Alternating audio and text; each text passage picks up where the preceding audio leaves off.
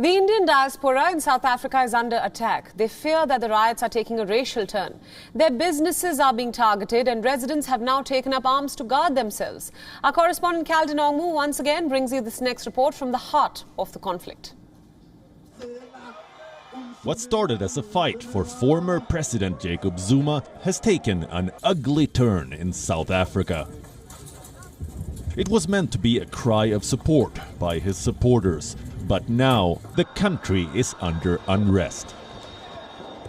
Vandalism, looting, destruction of properties, and devastated neighborhoods. What started out as a protest for Zuma is now all about poverty and high unemployment. What we are witnessing now are opportunistic acts of criminality, with groups of people instigating chaos merely as a cover for looting and theft. There is no grievance nor any political cause that can justify the violence and the destruction. For South Africa's Indian diaspora, it's a precarious situation. Many of them are under attack. Their shops have been singled out and looted. Some say they will not spare criminals coming for their properties. There have been reports of live ammunitions being fired at the looters, escalating racial tension in the KwaZulu-Natal province. But are the attacks even about race? I hope government is able to control it at the really earliest, maybe next few days they should control it. Otherwise, it is already acquiring some racial undertones, and this can bring another dimension to this problem. The president of the Indian Association of South Africa said that many businesses were impacted due to the unrest.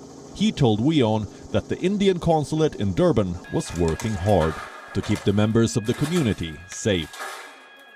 Indian consulate has been working very hard from last few days. They have also not slept. We are coordinating. Like me, Indian Association, there are various other Indian organizations.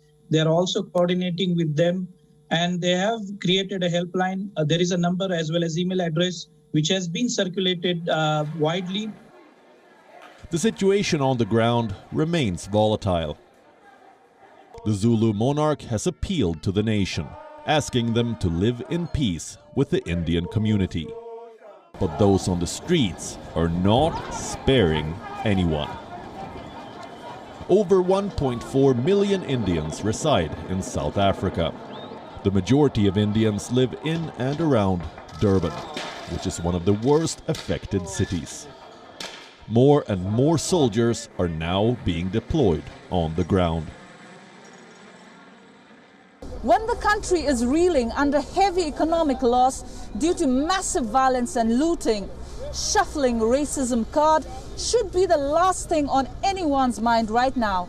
South Africa needs to rebuild, and unity should be the utmost priority. This is Calden Ongmu from Johannesburg, South Africa, for WION World is One. WION World is One is now available in your country. Download the app now and get all the news updates on the move.